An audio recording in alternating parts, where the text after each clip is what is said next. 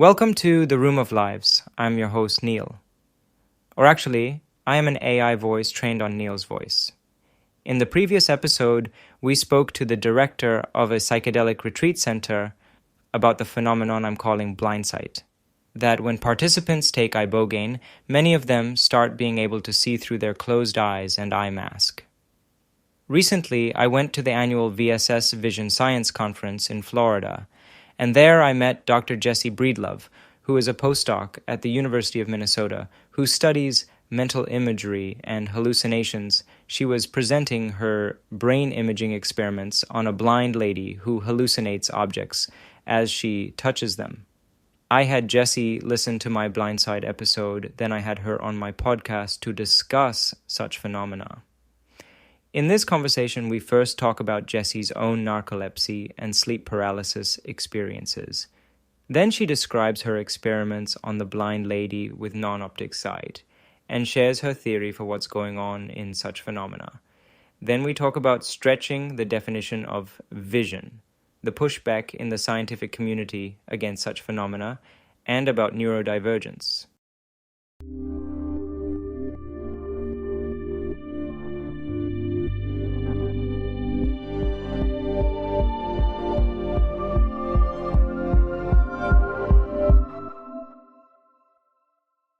I have a couple of questions for you. And the first thing that I would like to know is this is something that I ask each one of my guests usually, is sort of like a life story. So just to get an understanding of who we are talking to and where are they coming from. So, a little bit about your childhood, upbringing, family, things and events that happened as you were growing up, what drew your interest, basically a sort of trajectory that describes how you came to be doing and researching and living the life that you're living now. Whichever parts of those you feel comfortable sharing. Okay. That starts now. Yeah, okay. Okay, yeah, let's see. Well, I grew up in the Low Country, southern South Carolina, in a small town outside of Charleston called Walterboro. Let's see. I recently discovered actually that the school district that I went to is known as the Corridor of Shame. Because that's how bad the school systems are in that area. So yeah, like a poor rural sort of upbringing. And I was never really a fan of school. Kind of felt like it was one of those things that sort of crushed the curiosity and fun out of learning. And I would say that I didn't really sort of get back into being interested in learning just for the sake of learning until I was in college, I'd say. But so let's see, how did I get interested in what I'm interested in? So I actually have narcolepsy. Oh, okay. And it causes me to have a lot of visual hallucinations as a part of sleep paralysis and night hallucinations, which are kind of related. Could you tell me? Could you elaborate a little bit more on narcolepsy? That you have all of the different things that I'm interested. Yeah.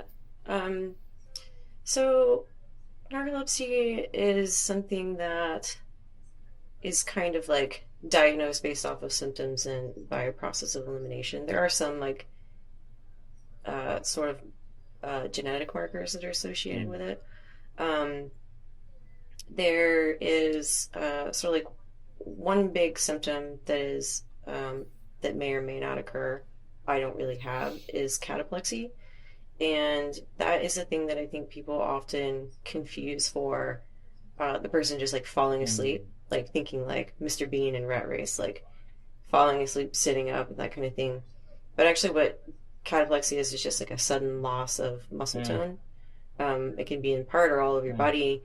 And so usually the person is actually totally awake and aware. It's just they may lose a bit of their muscle tone. Um, the other side of it is sort of sleep pattern disturbances. So you tend to have too much REM, not enough slow wave Mm, sleep. Um, you fall asleep very easily, always tired, excessive daytime mm, sleepiness. Um, when you fall asleep, you kind of go straight into dreaming, mm, and on a level that is not quite normal. You do kind of people do dream like in stage 1 and 2, but you kind of get into these like more narrative, complex dreaming like right after falling asleep. mm.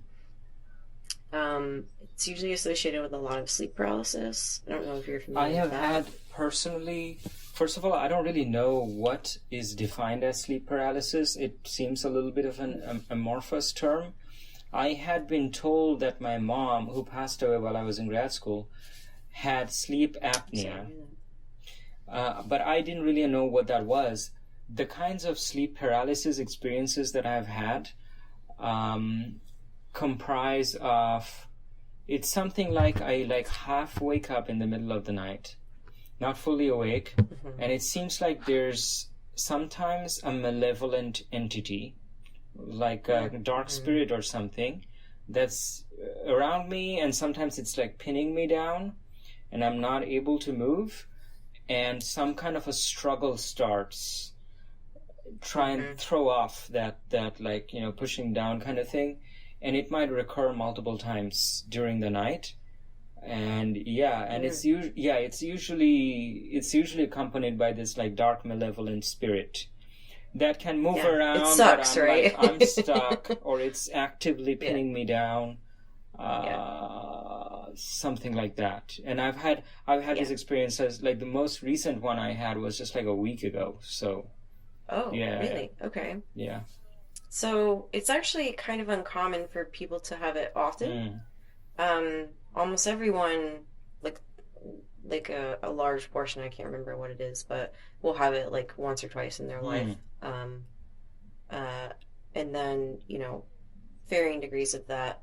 Um, Folks with narcolepsy tend to have it very mm, often, several times a week, several times a night. Um, I'd say I have it. It kind of depends. It's sort of like, mm, has its lulls and peaks, but sometimes I'll have it like every other day and then like multiple times in the mm. night. And I'll have to like, I'll keep falling back into it. So I have to like get up fully and like go get a drink of water or something like What that. is your sleep paralysis like? Like, how does it manifest? What is the experience like? Um, so sometimes it's kind of like you're explaining, where, I mean, it's always like this, like I wake up, I'm sort of Mm, conscious, or sometimes it's like as I'm falling asleep, but I'm awake and I'm conscious, but I'm not able to move my body at mm, all. Sometimes that's kind of sometimes it's just like a sensory sort of experience that comes with mm. it. Um, Sorry, I have cats that That's all may right. I make also I weird I also noises. have a cat. It's just chilling in the sun Oh right there. yay! Oh, awesome. Um, Sometimes it's just a sensory experience, I guess. Like, actually, I kind of wanted to touch on this. Mm, When you were talking, when I listened to your podcast on mm. ibogaine, and um, oh, I'm sorry, I've forgotten his name. Colm Walker. Colin, Mm, yeah, spoke about kind of one of the signs that like it's setting in is this like feeling of or the sound of like mm, buzzing. Because sometimes when I'm in this like sleep paralysis state, I hear this buzzing, but it also comes with a feeling, a sensation of like vibration, mm, like my whole body is buzzing. mm, Um, and sometimes that comes with like a weird sensation of like sliding or moving. mm, Um, mm, that's not under my mm, control, and that'll just be the extent of it. And then sometimes it comes with like the visual hallucinations, where like there'll be like you said some kind of bad thing or person that's like in the mm, room, or um, uh, I've noticed something really interesting about mine, and I have no idea why this is, but I've always kind of noticed that like for some reason when I'm having these hallucinations, it's like my world is split, my visual mm, world, and it's like the right side is the like dream. Usually it's like whatever is bad is happening over here, and then I'm sort of aware of the room on this That's side. really interesting. Um, That I think that's really yeah. interesting that it's split like that. The right side is the dream. The right side is the dream. Oh, that's weird though. Because the right visual field is connected to the left hemisphere, which is usually the more conscious and rational part. Whereas the left visual field is connected to the right hemisphere. Anyway. Yeah, I have, and it kind of feels like sometimes like I'm sliding towards that dream side, and I'm trying to like pull myself back out of it.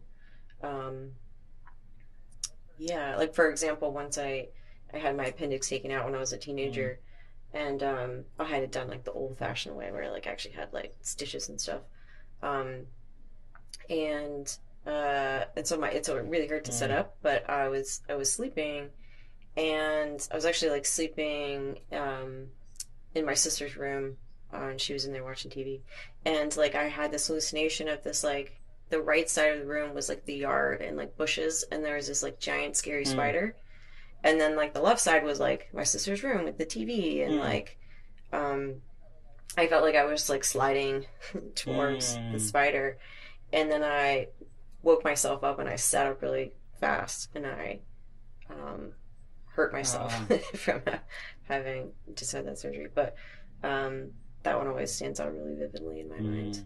This is kind of a diversion, but I recently went to an ayahuasca retreat in Brazil, and I don't know if you've heard of it, but I took ayahuasca 4 times in 9 days, and the final time that I took it, I was like outside in nature, and one of the apparent realizations that I had was that I'm split into 2 parts, right and left, and that my left side is the more muted, unconscious, feminine side, and that side is a little bit more scared and fragile about my life.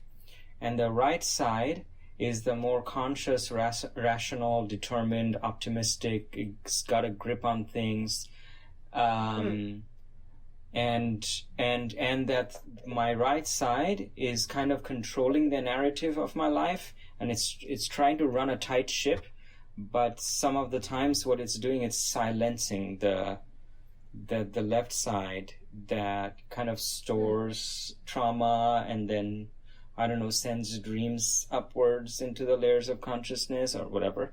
So it felt more prominent at that time that I have this split, and that there are communication channels that are disconnected between them as some kind of a survival mechanism, and that in order to heal more deeply, I have to reinstate those communication channels and listen to like this left side that's kind of personifying like my fears and my vulnerability and my fragility.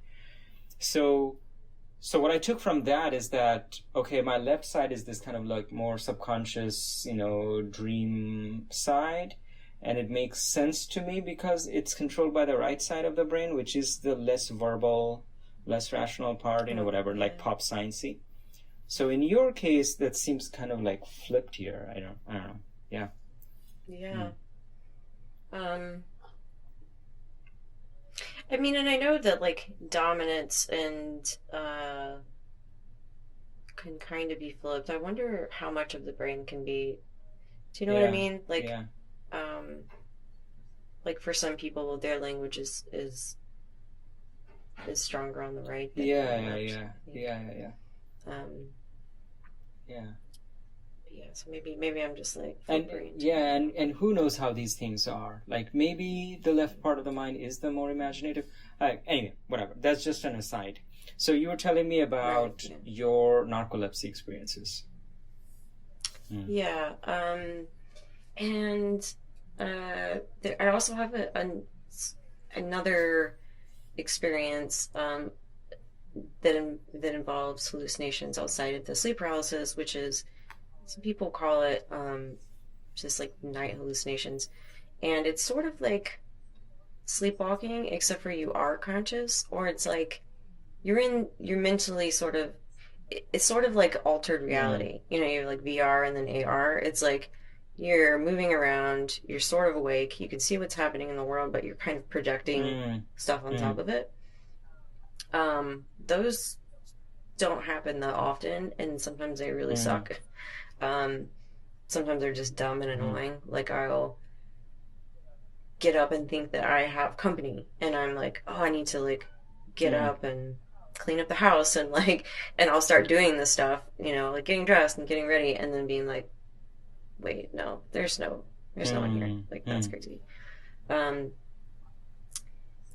so yeah, those are kind of some of the main symptoms. The more, and I'm quite used to that. Even the sleep paralysis, I have sort of like a technique um, that helps me snap out of it, um, which just involves like trying to relax all of my muscles and mm, then like jerking myself out of mm. it. But the daytime sleeping and stuff is the rougher part, especially in academia, because it means it's really hard for me to sit still during a talk Mm, or a class and not fall asleep. mm, Um,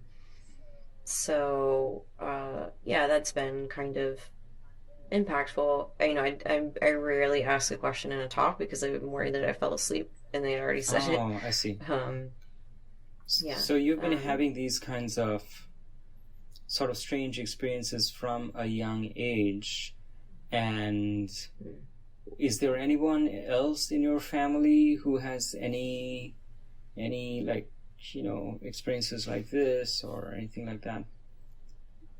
um, Not necessarily.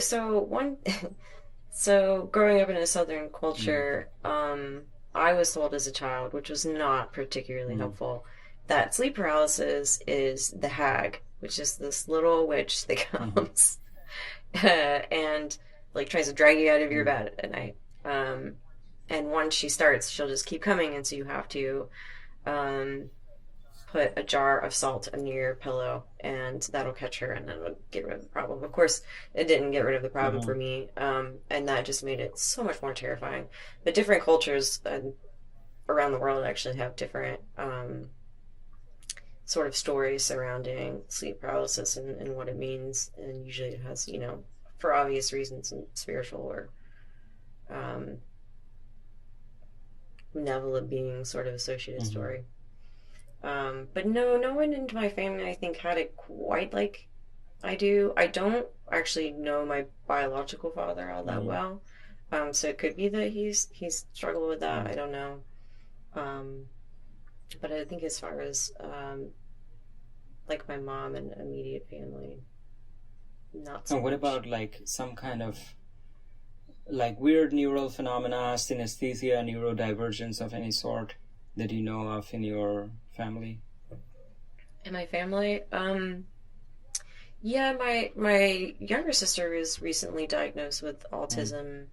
I have a um, half brother who has autism and a mm, nephew who has autism. mm, So, um, also, I think me and my sisters are starting to kind of realize that we all have some form of like ADHD, I mm, think, or some kind of attention mm. issues. So yeah, I would say my family's probably has a bit of a touch of the Yeah, neurodivergency, um, yeah. for Mm-hmm. sure. But yeah, I actually am not even sure if it, I think it's maybe considered Mm-hmm. hereditary. Um, but it can also go undiagnosed pretty easily, especially if you don't have a lot of cataplexy. Mm-hmm. Um, and yeah, excessive daytime sleepiness too. If you have a job that's hard, often you'll just get told like, "Oh, you're just tired because you work too much," Yeah. um, and so which is like everyone works too Mm. much.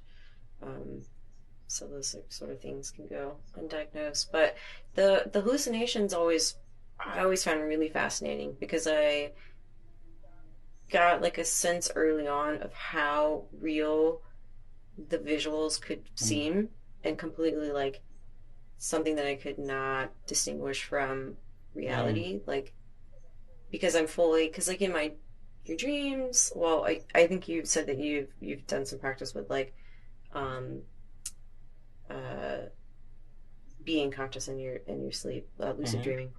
Um, I'm not very good at that. So when I'm dreaming, I never really get a chance to kind of step back and really look at things and know if whether or not they really were vivid or if I'm just remembering that Mm. way.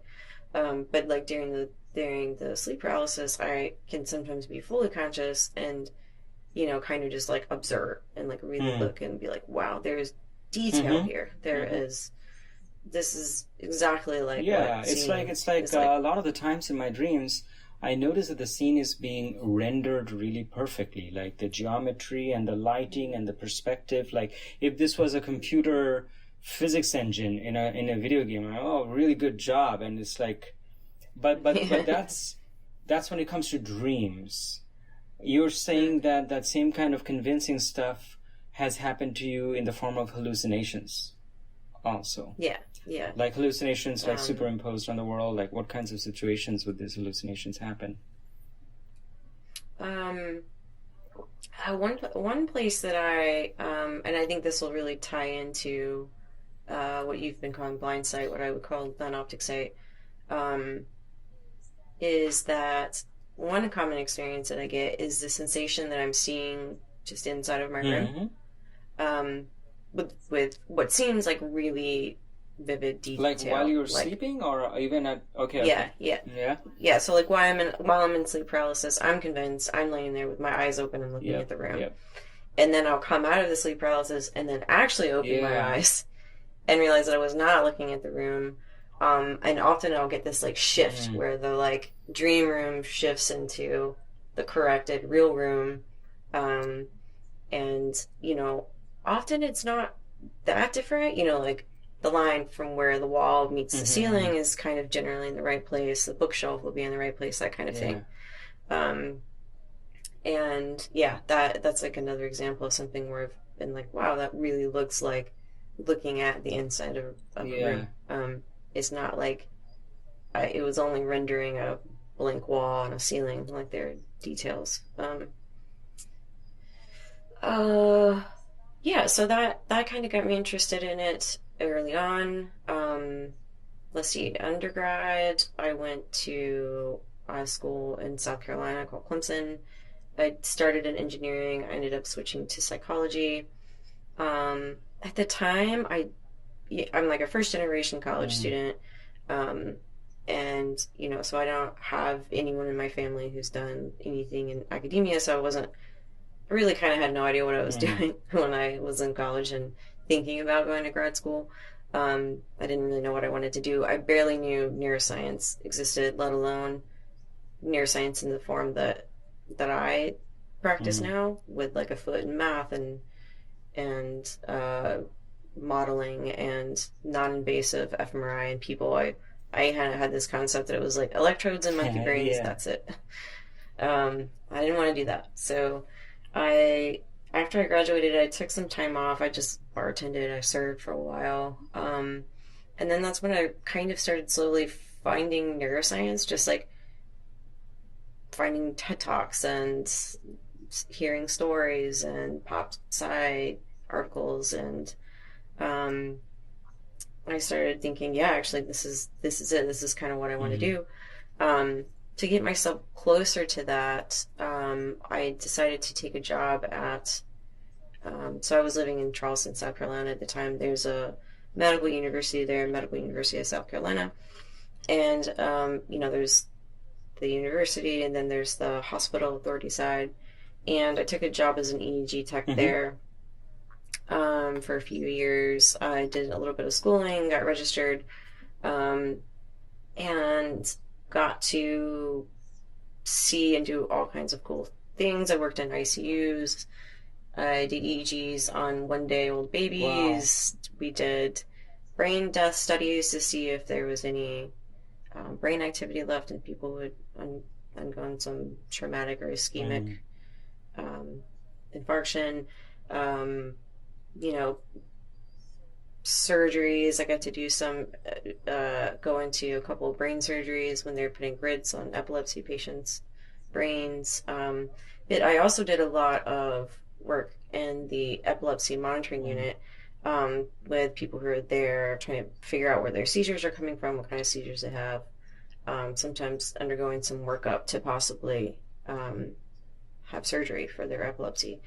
And I learned there that a lot of patients with epilepsy can have hallucinations, visual hallucinations as well, depending on where the seizure is Mm-hmm. coming from, and it can look very real Mm. to them. And so I kind of started getting this feel like, okay, like there's a lot of ways that you can have visual experiences actually um, that look as real as the stuff that you see when your eyes are open. Um, and kind of got me thinking like, uh, it kind of seems like any model of vision that we come up with needs to be able to account for Yeah, this. yeah. Um, and that was kind of where I fell into when I went to grad school. My mentor was Thomas Nasolaris, who does a lot of computational stuff and mental imagery. So my project was on mental imagery, which was great. It was a really lovely fit. Taught me a new way to think about the brain.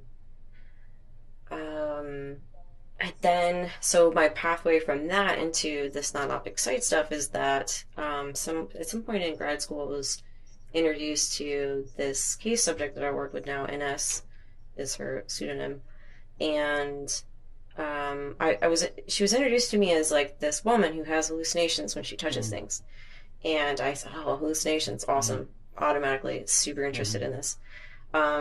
But like my advisor was much more keen on me like finishing my imagery Mm. project and my dissertation as advisors Mm. should do.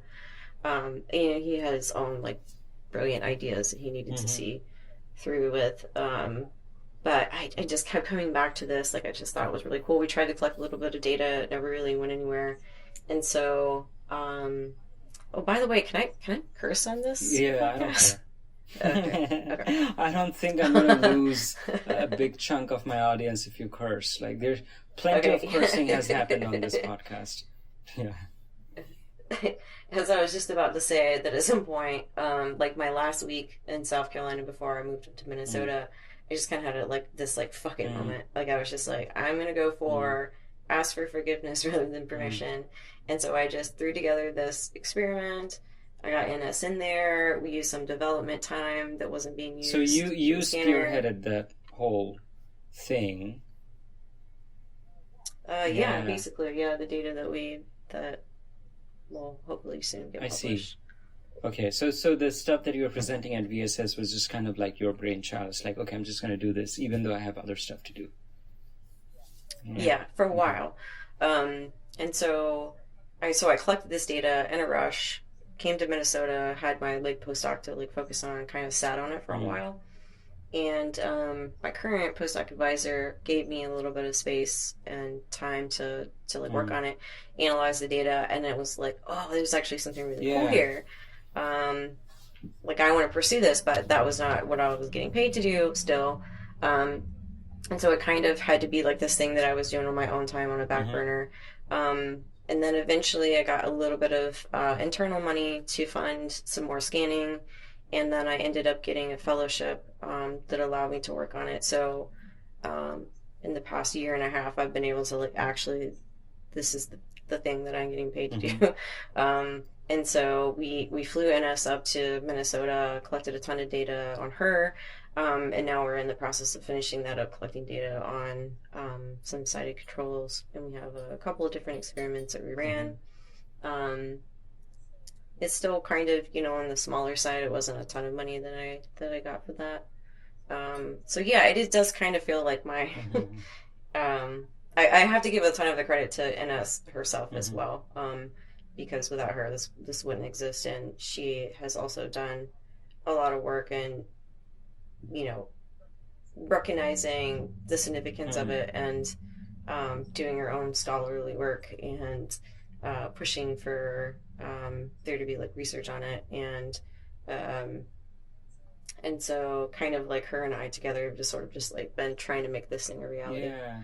Um, Could you describe a little bit more in like sort of accessible layman's terms what is going on with NS that you observed, and what were these experiments, and what did you see? Like first, whatever was going on in her life that you observed, and then what kinds of experiments did you conduct, and what did you observe? yeah, so NS has a um, something that's called enhanced S cone Mm. syndrome, which secondary to that caused her to slowly lose her vision over time. I think she was legally blind, adolescence or Mm. teenager, and then she lost the last remaining bit of her functional vision in her Okay. 20s.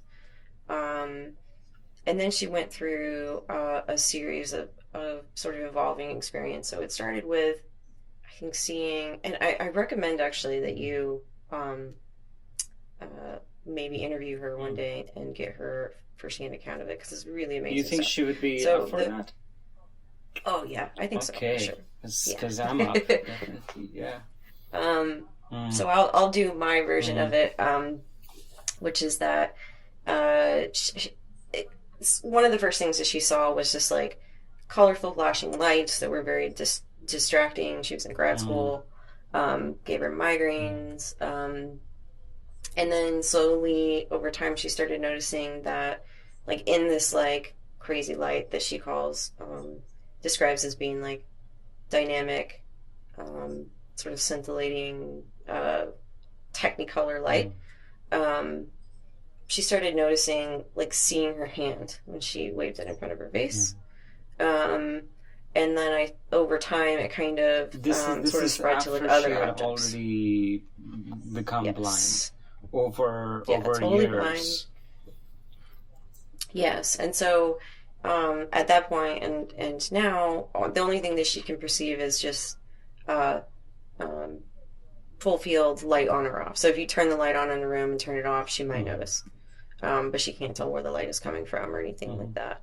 Um, so retinally Mm. blind, and started noticing that she was seeing her hands, and then it over time it sort of spread to other objects and is not just tied to one sort of cross modal, like from one sensory Mm. sensation, sensory modality to another. It seems to be several or all of them. So now it has sort of progressed to the point where if she feels it through proprioception, so she feels her Mm. own hands or body moving, through touch, if she touches an object, through sound, if she hears like a car passing, she will get some sort of visual sensation of that Mm. thing that she is inferring is Mm. there. Um, she also, it seems that expectation and memory has a big role in it. So the inside of her tiny home, things that are always in the same place, she sees when she walks in Yeah. to the room. Um, and so it's kind of just basically anything that her brain infers is there in the environment. That's what she I sees. see. Um, Mm. and this is different from what has been called many things. I think one is paroptic vision, or I think it's called like touch vision. It has several different names, but essentially this idea of like a blind or blindfolded person being able to like read words or images off of like a an otherwise featureless like flat piece of paper or Mm. surface. Um, for this experience that she has that I call non-optic sight, there has to be some informative clue, okay, that you can sense in some other way that your brain can then use that information to sort of fill in the visual I see. picture. I see. Um, so Mm. she needs to feel like a 3D cup Mm. to see a cup. She can't feel a piece of paper with a cup printed on it and see a cup. Mm. It has to be some informative bit of information. Um, and uh, also, I think well, I'll come back to Mm. that. And so, as far as the experiments that we did um, early on, um, like when there were small attempts to try and collect data, um, initially we tried like having her hold her hand in front of her Mm. face in the scanner. That was causing a lot of issues because it was distorting the um, magnetic field and causing the brain to warp and all this stuff, and it was just not very good clean Mm. data. um, what I ended up doing at 3T is we came up with kind of this like low tech solution of finding a way for her to hold an object, put an object in front of her face, and then remove her hand, and then kind of take a picture, a snapshot of the brain activity basically during that time period. Um, it's noteworthy also that the experiences that she had are like stable and persistent. So sort of the most fascinating part is even after she's touched something and observed it, and whatever that paired sensation was that triggered it is gone, she'll continue to Mm. see it. So if she picks up a mug, she sees a Mm. mug, she sets a mug on the Mm. table, and stops Mm. touching it, she continues to see the mug on the table until she infers that it's been Mm. removed or she moves it Mm. herself. Um, and so we kind of take advantage of that in the design of the study, where basically we have, like 4 seconds, we cue an object, some 3D simple object. Um, we cue it, the person grabs that object, sets it on the tray. They have like 4 seconds to do that, put their hand back down, and then 4 seconds to just look at Mm. it. And then hear a beep and remove the object and kind of Mm. repeat. Um, and so that first like solid data set that we got by doing that, we found that the activity in her brain, the overall pattern in the visual cortex looked very similar to a sighted control doing the exact same task, except for they were seeing the objects through the clear plexiglass Mm. tray, whereas NS was totally blindfolded, and seeing it through, quote unquote, seeing it through this non-optic Mm. vision. Um, and we also had a version of this where we did all imagery. So both NS and the sighted control sort of mimed the motion of setting objects on the table or on the tray in front of them, except for there was nothing in their hand. And then for the 4 seconds where they would be looking at it, they imagined it being on the tray as best as they could. That activity during those runs was it was negligible. It wasn't nearly as strong or as extensive as what we saw in Mm. Vision. Um, I mean, you can get really good visual cortex activation in mental imagery. I know this because that was my Mm. dissertation, but it takes, a lot more power, stronger magnets, a lot more repeats. But at this power that we were doing the study at using a 3T and not that many repeats, imagery wasn't really Mm. showing up, but this non-optic sight was Mm. showing up at a level that was comparable Mm. to eyesight in a sighted person. Yeah. So one Um, quick question about that. This yeah. comparison that you did to a control who is sighted, and in the scanner they're actually looking at this object in all of these different configurations. And you said that her NS's brain activity looked similar to the sighted person's brain. But when we are making this comparison, looked similar compared to what? So I feel like the other kind of control comparison could be a sighted person who does the same thing, which is like take the object with their hand, put them in the location that they know, and then they close their eyes. So what remains is just the conscious awareness of like, I put this object there, and then the rest is just their imagination. And to what extent is that able to excite the visual parts of their brain, and is what NS seeing more than that? In other words, is NS's visual activity more similar to a sighted person actually looking at the object versus a sighted person who knows where they put the object and then they don't actually visually see it anymore? Yeah. Right. So, I mean, that's very similar to what we did there, except for, so the problem with having the eyes open first, and then closing it is that fMRI is slow, and we're not able really to, able to tease apart small Mm-hmm. um, increments of Yeah. time. And so the visual, like light coming in through the eyes, the visual signal is very Mm-hmm. strong and will easily drown out anything that happens after that. Um, and so another comparison I think you could that would kind of get at the same thing is maybe placing it but having their eyes closed the whole time. Um, we did it without actually placing it, but just imagining it. Now, in a newer study, we have done it where the sighted person does hold it and place it and feel Mm-hmm. it, except for they're I blindfolded and see. they can't But see in the it. study, the control Um, study that you did, that you described, the sighted person was actually they had their eyes open the whole time.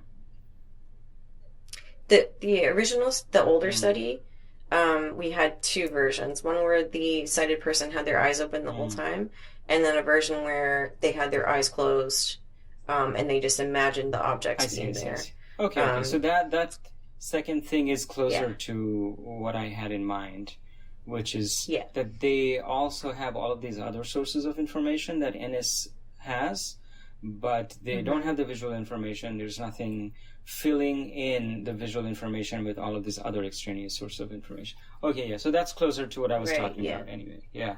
Yes, Yeah. yeah. And so the relative activity, the overall pattern looks more like vision or eyesight in the Mm. sighted person than this sort of blindfolded imagery I see, I version. see, I see. Um, Yeah.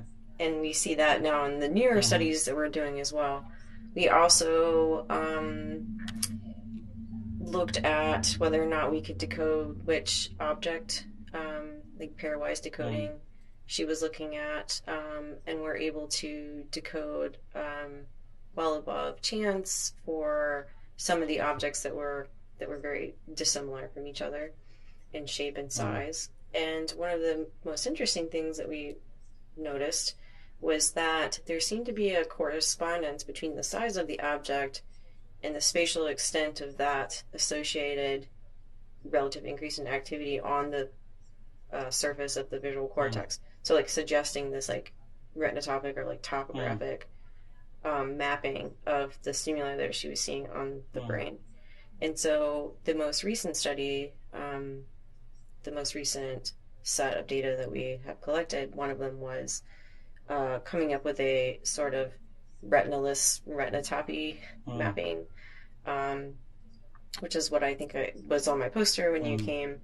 And so we made a 3D version of the retinotopic stimuli that people typically see for sighted people, which basically consisted of a 3D wedge that rotated around a center point, and then a 3D bar that could be sort of progressed across the visual field manually by the participant feeling it and moving Mm. it along. And we found topographic mapping in Inez when she's performing this task that looks very similar to the retinotopic mapping that we see in a sighted Mm. person. We also did it in a sighted person blindfolded, actually touching and moving and progressing the wedge around and the bar around, but not seeing it through their eyes, and we got Mm. nothing close to that. Mm. Um, and that's kind of the broad stroke Yeah. Yeah. of the kinds of stuff that Do we're you seeing. do you have a theory for what's going on here? Like, is there some? Yeah. I do. Okay. Yeah. I'm curious. So let's see where to start. So actually, I thought it was kind of Mm. cool when you were talking to Mm. Colm. So it's not all that different from sort of the explanation he gave for what's going on with the Mm. ibogaine, um, and why people are having these visual experiences on that. I think he almost hit the nail on the head, I don't basically, remember what he that said though. At this moment. I don't remember the exact Mm. words that he said, but it's essentially like this is kind of what our brains are doing anyways, right? Like Mm-hmm. we're taking in all of this information, and your brain is constructing this visual experience for Yeah. you. So we're learning slowly over time that it's becoming more and more Mm-hmm. accepted that vision is not just light coming in through your retina, and then moment by moment, your brain turning that retinal pattern into lines, into shapes, into objects, into Mm-hmm. scenes, but rather, and then doing that over, every fraction of a Mm-hmm. second all day. Rather instead, it's building a model of what it thinks is out there in the world, and it's using the retinal activity to check Mm. and make updates Mm. and see if there's any error. And it's basically its guess of what is Mm-hmm. out there. And that makes a lot more sense for stuff that we observe, like objects appear to stay in the same Mm-hmm. position whenever we're looking at them, even though we're moving our eyes Mm. around, right? Like really the pattern on your retina is changing constantly. Like for your brain to have to start from scratch every single Mm. fraction of a second and rebuild that into a scene would be Mm. insane. Um, and so yeah, so just normal regular seeing involves your brain, like eyesight seeing, retinal seeing involves your brain generating this visual scene for you to begin with. Yeah. Um, and one way to think about this is in the context of a generative Mm-hmm. network, where if you imagine each of the areas in the visual hierarchy as being a node in this Mm. network where they're connected and information can flow forward and backwards. Um, Vision in this sort of framework is uh, the brain is trying to represent at various levels of Mm-hmm. abstraction what is causing the pattern on the Mm-hmm. retina. And that's kind of where your model of the world comes, or your Mm-hmm. your current scene that is in front of you comes Mm. from. My dissertation work was uh, exploring the idea that that's just one type of inference that this Mm-hmm. system could do. Another type is mental imagery. Mm. So instead of trying to infer what calls the retinal pattern, you then instead start by reinstating some activity higher up in the visual hierarchy and asking the question, what is the most likely um, sort of downstream effect of that? Or like, what is the most likely, unpacking the most likely visual features associated with some Mm. cause? Um, and so basically, it's kind of like vision in reverse. You start up Mm. high, and then you unpacked Mm-hmm. the sort of vague, likely Mm. visual features But associated with in whatever thing order that you're for thinking. it to be able to do that to any extent, at some point, at least in time, it must have had to have the mapping between the lower or the earlier stage, like the retinal activity, and the later stage, more abstract activity, in order for it to at some point do reverse engineering. Like at some point it Mm-hmm. had to have both, right? Like, so if you have a completely blind person from birth who never had any retinal activity, I'm just like kind of bouncing off ideas. Like, so Mm-hmm. for your thesis, if it has to like do this reverse engineering, it at least at some point it had to have both pieces of information, right? Yeah, and that Mm. and that is the case for any vision, essentially, right? Yeah. So that's what you're doing as you're a kid, presumably. Mm. Um, is you're learning the statistical regularities between features in the world, in the visual Mm. world. So uh, stripes tend to happen with zebras, and Mm. parallel lines tend to co-occur with houses, Mm. and so your brain then has this entire model of the statistical regularities out in the world inside of Mm. its brain, inside Mm. of your brain, Mm. and the visual system, and then it can use that to infer, make different types of inferences about what is the most likely thing to co-occur with whatever bit Yeah. of information you're giving it. Um, so our current sort of standing in neuroscience is that there's this idea of like critical periods and learning all these things when you're Mm. young.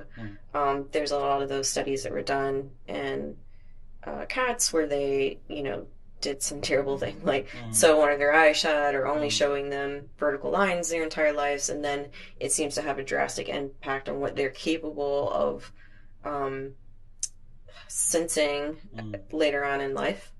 Um, I guess where I'm getting at is that in the framework of like this theory that I have, it sort of implies, yes, definitely you need to have some visual experience for this to happen. Mm. Um, and for NS and some of the other examples that I could tell you about, they did have some visual experience. Mm. Um, at the same time, I don't want to just rule out and say, no, a person who is born congenitally blind cannot have these experiences, because I don't want to discredit their experience, because what do I know? Yeah. So there's some more like information coming out in studies in humans that are showing that like kids who were born with cataracts or blind can have their vision restored and have, pass these quote unquote critical periods, but still regain a lot of functional visual abilities. And another sort of important thing to note is that I'm starting to realize that there are very few completely blind people who are born completely blind. A lot of times they have some functional light. They can see things very close to them. Maybe they just see color. Maybe they just see shapes. Maybe they just see shadows. Maybe they lose all of their vision when they're 10 months old and they don't quite remember seeing, but they did have some vision prior to 10 months old. So it's usually a lot more complicated, and often they are getting some sort of visual stimulation, even if it's not considered, past legally blind. And, that could be informing their internal visual model. At the same time, it seems that there is some structure that we're born with innately. That they're showing in, neonates, and also mapping sort of like a type of retinopathy from structure in blind people or congenitally blind people.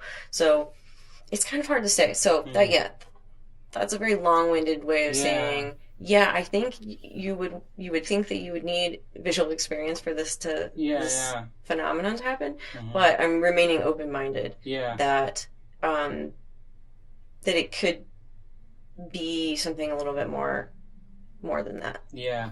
The thing that also puzzled me that I mentioned in my conversation with Colm is that I think it's possible for the brain to learn these kinds of mappings and reverse engineering over time if it at some point had that mapping and then the external input stopped. But then over time, like it doesn't know, it doesn't have anything to do with this, so it just like kind of like blind for a while. And then over time, it somehow figures out that we can put stuff in this space that is coming from other sources of information and basically make it appear like how vision used to appear, because there's basically this blank piece of paper in which we're not drawing anything, but we can project this information from other sources in the form of a picture, because we have the later parts of the visual stream still there, and it you can kind of make up something that you're seeing there. Based on other sources of information. So let's like change the plumbing a little bit and accept information from other sides. But that takes time to change. Whereas what's happening in this blind sight is these are like fully sighted people. These were like combat vets, like special operations people who like have like particularly good eyesight and everything. They have never been even partially blind. And they take this thing, and then all of a sudden they're starting to see visual information projected visually. So this doesn't feel like some kind of learning. This feels like, okay, they put the blindfold on, therefore it is true that the external visual source of information gets cut off, which is true for a person becoming gradually blind. And then this happens immediately. It happens within the matter of like minutes. So I don't know if we can explain these using the same mechanisms that you might explain how gradually degenerating blindness can be recovered through like hallucinations coming from other sources. The learning rates for those two seem like completely different. So I wonder what's going on there. Is it something more similar to your sleep paralysis experience where you think you're seeing the room like it was when you fell asleep, but actually it's some kind of an internal mental imagery? Because that didn't take you like years to develop that after you fell asleep. It was just like, it was a pretty short time. So I just want to hear your thoughts on what you think is going on there. So I think it's both, actually. So I think we can explain it, because I think that it does not. So for non-optic sight, and so this experience you're talking about, these veterans or other people experience when they're on ibogaine, I think is non-optic sight inside of people. So, and I think in both cases, you don't we don't need new connections and new sort of sources of input or rewiring, because that is already happening. So instead of thinking, so I explained this generative model, right, with this like these nodes. Instead of thinking the one for vision being its own track and the one for hearing being on its own track and touch being its own track, imagine instead that they all kind of build up together to be sort of a pyramid where they're all kind of leading to the same supremodal representation in your brain. So one is like the analogy that you were giving about the like elephant. So like one is seeing, you know, a slightly altered version of that. Like, you know, one modality is seeing what is observing what the elephant feels like. One is observing what it looks like. One is observing what it sounds like. All these things are all leading to the same sort of general concept, elephant, right? So what is happening when we see is that the information that's coming through our eyes is not the only thing that's shaping what we see. It's all of our senses. And you see that it's a little more obvious in things like the flash, the double flash experiment, where they'll present a person with just one flashlight, and they'll hear two beeps, and the person will see two flashes, because we have learned over time that these things are sort of associated with each other. Another example, I think, that's kind of a funny one, is that I've noticed recently on social media, this post keeps popping up where it's like a meme on, you know, somebody saying, have you ever noticed that you know what it feels like to look anything that you look at? So like that you've never looked before. So like if you look at the wall, you know what it feels like to look at the wall. You look at your keyboard, you know what it feels like to look at your keyboard, even though you've never done that, right? And that's because this model that we're building up in our head is not just capturing the statistical regularities between visual features, like I said, stripes and zebras, but across modalities as well. So what kinds of sounds and what kinds of feelings and what kinds of proprioceptions are associated with this retinal pattern or this visual experience. And so in that way, these things are always influencing what we see. In the sort of Bayesian model of it, there's also a sort of another component to it, which is that based on, so you have your model, which is like the priors, and then you have your incoming information. And at any given moment, you kind of have to the brain has to make this choice between which one is more trustworthy. Do I have a good model, or do I have good, clean signal coming in? If you're in like a shadowy place and you can't see very well, you kind of lean back onto your priors and you start seeing things that are maybe not even there, right? And the other way around, if you're like in a loud cocktail party and you're talking to someone and you don't really know that person that well, your model is not that good, you might you're forced to rely maybe more on the actual input instead of sort of filling in the gaps and knowing what it is that they're saying. And so you're constantly adjusting for this. And I think my theory is that in someone who has lost their sight, or let's say somebody who has lost their sight, what is happening is the brain is not so much rewiring as it's rebalancing. And so it's downplaying this input that it knows is not reliable anymore. And it's relying way more on the top-down projections that it's already using from sound, touch, taste, whatever. And it was already using that even when this person did have visual sight. Okay. Yeah. And I think what's happening with the hallucinogenic is that somehow it's shortcutting that and putting you immediately in that state. Where, and maybe that's why this blindfolding has become part of the procedure. I don't know. But maybe it's because, like, if you blindfold yourself when you're coming into this state, your brain is like, okay. My retina is not relevant. I don't need it. Wow, Like, no, thank you, I can figure it out. that makes a lot of sense, actually. So it seems like there is something somewhere in the brain that's like can act as a little bit of a dial between the prior and the likelihood in, like, which direction it's going to go. And the likelihood is just based a little bit more on the kind of like raw sensory data that's streaming in, whereas the prior is a much more complex thing. It has to do with this, like, all of this other source of information, what it believes, what it remembers, and things like that. And so in these hallucinogenic experiences and ceremonies, I think sometimes the design is such that it encourages the mind to focus, like, because these ceremonies happen at night. The ayahuasca ceremonies that I did were also at night, so that there is not a lot of like external lighting or whatever. So it's basically deliberately designed to turn your brain more into its projective abilities. And so I got really excited when I heard about this phenomenon, because my mind went to, this is some as yet unknown physics of the real information, because they were saying things like, oh yeah, I could see people walking in and out, I could see a person with this hair coming, and like I called them, etc. So I think it's not just based on their prior memory of what that room was. There are real-time sources of information that are verifiably correct, that's still creating visual images. So I wonder what those other sources of information are that they start picking up on.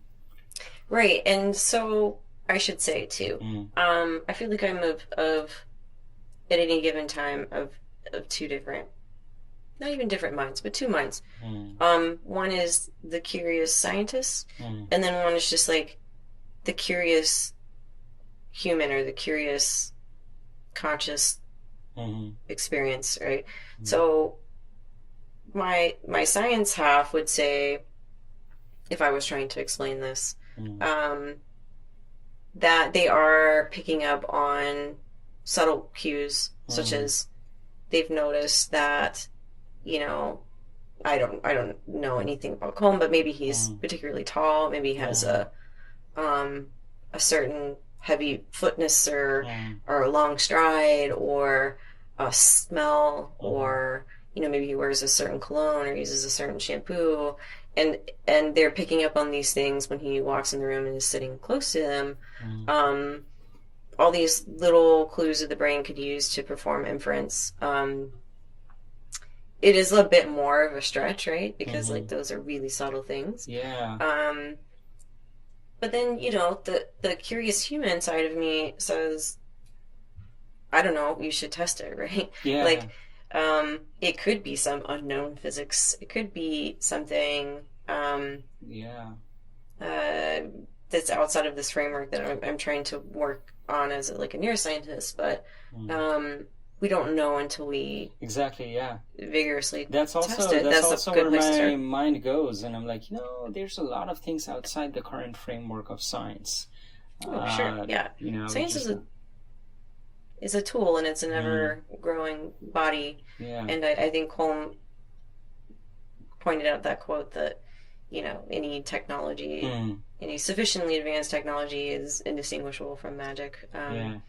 And I think that the most advanced bit of technology we have on this planet is our brains, right? And so are our bodies, their existence at all. And we understand so very, very little of it. And I think that often, scientists kind of are quick to write off something that seems sort of woo-woo, without, and that's not very scientific. We should really test these things. I totally agree with you on that.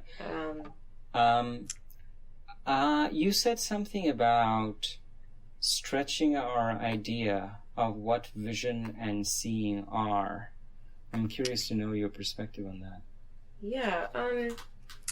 So I feel like it's kind of popular right now to do this work that sort of redefines what is happening in the part of the brain that lights up whenever we participate in eyesight, just to say the visual cortex, and kind of seeing, oh, like, well, maybe it's just a spatial thing. It's supermodal or amodal, and all those things they make good sense. And I think I'm not shitting on that science, but I've noticed that is always the angle that we take rather than trying to redefine what vision is, or to more finely tune what our understanding of vision is. And I feel like we've gotten vision a little too caught up or like attached to the eyes. So something like non-optic sight makes a lot of sense if you think about vision not so much as processing retinal input, but rather as inference that uses priors and evidence from various sources. It's just there are visual features, it is an experience, and it is fed by many things.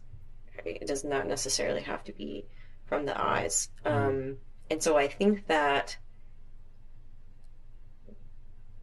when I write about this stuff, I get a lot of like complaints, like for calling what NS does or other people seeing, like, she saw this, and they're like, that's confusing because she didn't see it. Well, it's like, well, it depends on how you define sight. If you define sight as being the visual, having an experience of visual features of real and present things in the world, then yes, she is seeing. And that's why I kind of like calling this non-optic sight, right? Like sight being the thing that you have visual experience of something that is veridical and real. This ability to see something out in the world, it does not necessarily need in that moment retinal input. And I feel like there is a little bit of a cultural pushback against this kind of stuff as well. And I might be wrong, but I think when I was at your poster, I noticed some of that happening from like, you know, a couple of people who were like pushing back almost like kind of angrily against what you're saying, like, oh, this like can't be true, we should like, so I wonder how much you have been kind of rubbing up against a little bit of like the dogma of science. I worry about that a little bit because I think it's in line with a lot of, like, I think it's pretty in line with most of the research that's out there. I don't think that it contradicts current models. I don't think that I think it dovetails with most stuff. But I do get a little worried that it feels to some people as coming kind of out of left field. So like my experience up until this project has just been in vision, and this project has sort of pulled me into the multisensory world, for which I am a newcomer. And so I try to be kind of like cognizant of kind of the way that people are used to speaking about it and thinking about it. And I have gotten a little pushback at like posters and talks, where I feel like there's like this perceived attack on like the current way of thinking about it. But for by and large, I feel like it's pretty well received, and people are like, actually, that makes sense. And actually, if I really think about it, kind of fits into this other thing that I'm seeing. And so, I think by and large, people are open to this idea of blind people seeing things. Basically, I mean, it sounds really counterintuitive, but I think if people give it a second and talk about it and think about it, it actually does kind of make sense. And within a certain model, at least that's what I hope. When I heard about this, blind sight on ibogaine thing, I got like really excited and interested, also coming from my vision science background. But I was like, I think I might be a little bit of a wacko for thinking that, this like might be a real phenomenon. I'm like getting way too ahead of myself. But then coming and talking with you at your poster was like very validating. It's like, okay, like, there's like other seriously interested people out there, and they're like observing these kinds of phenomena. So that was quite validating. And for that reason, I want to put this conversation right after that one, and I want to put in a little bit of a PS in the introduction to the blind side and said, hey, I actually talk to a neuroscientist about this after. So kind of laying the steps of increasing legitimacy. Right. Yeah. First, I talk to a guy who runs a psychedelic retreat, and I get excited, and people were like, "Oh, what the hell is this?" And then you talk to a neuroscientist. So, yeah.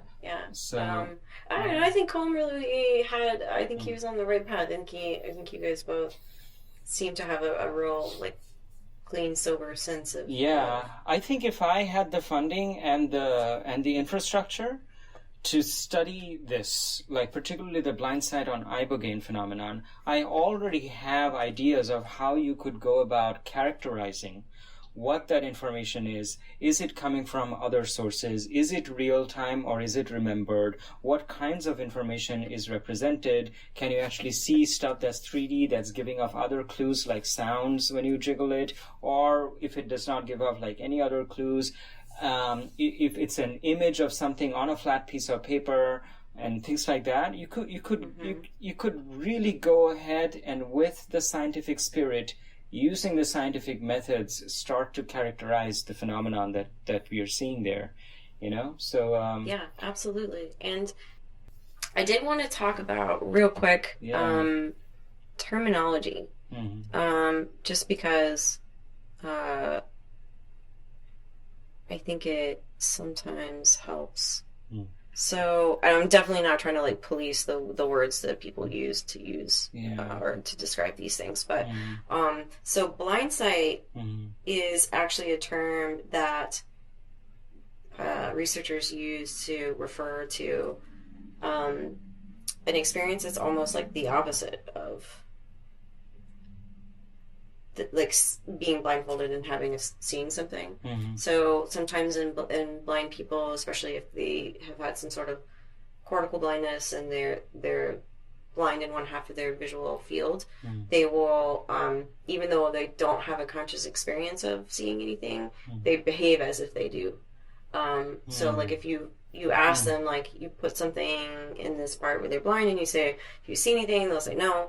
And then you'll be like, well, can you point to it? And they'll say, no, I don't see anything. But then if you do a forced choice or a forced response, then well above chance they're able to perform. And that's also a really fascinating thing because it's kind of the opposite. And then some people, that's blind sight type 1, type 2 is very similar, where they're able to behaviorally act as if the visual information is coming in, but they are not having a visual experience, but they say that they do sense it. They're just I have a feeling, but they don't. It's not visual in nature, which is very interesting because that sort of almost feels like then you have 3 axes. You have the sensing that is there, the sensing it in a visual sense, and then a third part that is able to act on that. And then there's blind sense, which is when there is some conscious awareness of it is there again. It's not visual in nature, but they kind of get this feeling, and then they don't perform above chance when they have forced choice in some task. I see. But anyways, it's super interesting. But it is also called blind sight. Just so you know if you run into that. When I called the previous episode Blind Sight on Ibogaine, I was just hunting for some term that I could just use to describe this phenomenon and just be over with it. And I know that it's all the good ones have kind of already been taken and used for one thing or the other, so I totally know that feeling. By the way, maybe you've already heard about this, but Oliver Sacks, the British neurologist from the 1950s or something, he wrote this book called Hallucinations, and he used to have this really massive migraines, which were accompanied by a lot of geometric patterns and hallucinations. But he also did mind-altering drugs in his life, and then he had some more not just geometric patterns, but things like, oh, a person has come to his house and like he hangs out with them. After a while, it's like, oh, they're not actually there, you know? Yeah. So things like that.